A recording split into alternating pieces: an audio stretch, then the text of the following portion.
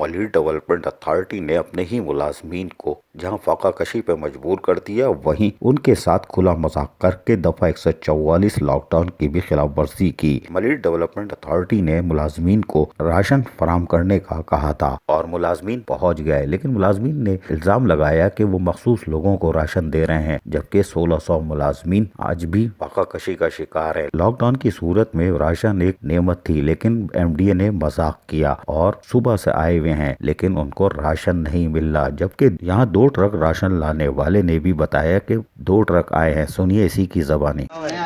2 truck उतरे, 2 truck रात में। भाई ये कह रहे अपने बंदों को आप लोग दे रहे हो, हमें क्यों नहीं दे रहे यार? हम भी तो MDA के एम्प्लॉयर हैं।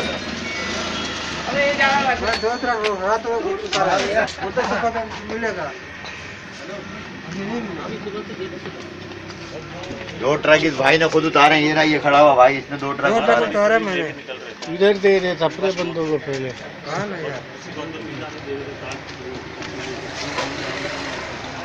भाई हम लोगों को नहीं मिल रहा।